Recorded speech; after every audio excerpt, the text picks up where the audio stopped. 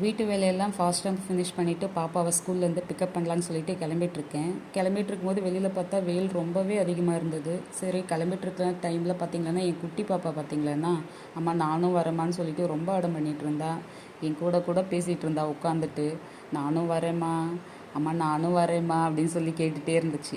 சரி அம்மோ நான் அம்மா போயிட்டு வரேன், அக்காவை கூட்டிகிட்டு வரேன் அப்படின்னு சொல்லிட்டு நான் கிளம்புனேன். பார்த்தா நானும் வரேன்னு சொல்லிட்டு வந்துட்டேன். சரின்னு சொல்லிட்டு எப்படியோ சமாளித்து விட்டுட்டு வந்துட்டேன். கிளம்பி வந்துட்டேன். அழுதுகிட்டே இருந்தா.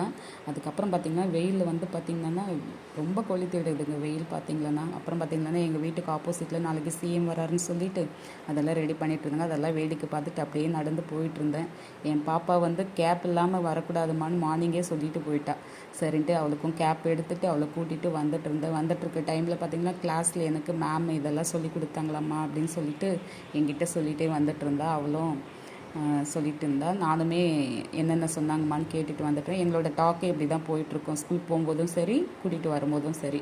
அதுக்கப்புறம் வீட்டுக்கு வந்த உடனே அவங்களுக்கு வந்து ஏதாச்சும் ஜூஸ் கொடுக்கலான்னு சொல்லிட்டு மஸ்க்மிலான் இருந்தது, அதை எடுத்து ஜூஸ் போடலான்னு ஐடியாவில் தான் பண்ணேன். பட் ஜூஸ் போட்டால் பாப்பாங்களுக்கு வந்து வேண்டான்ற மாதிரி சொல்லிட்டாங்க. சரின்ட்டு அது உள்ளே இருக்கிற சீடெல்லாம் எடுத்துட்டு ஒரு ஃபோர்க் வச்சு நம்ம அதை நல்லா வந்து அந்த பல்ப்பி மட்டும் நல்லா எடுத்தோம்னா வந்துடும்.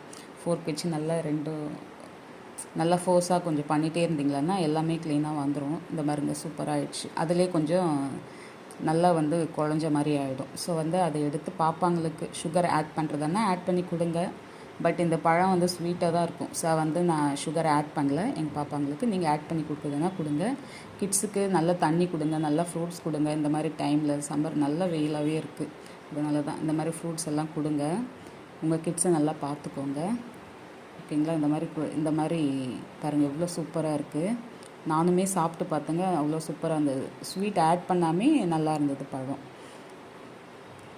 அதுக்கப்புறம் பார்த்திங்களன்னா வெயில் பார்த்திங்களன்னா நிறையவே இருந்தது. அதுக்கப்புறம் கொஞ்ச நேரத்துக்கு பார்த்திங்கன்னா ரொம்ப சில் ஆகிடுச்சு, மழை வர மாதிரி ஆகிடுச்சு. சரின்ட்டு நின்று பார்த்துட்டே சாப்பிட்டுட்டு இருந்தோம்.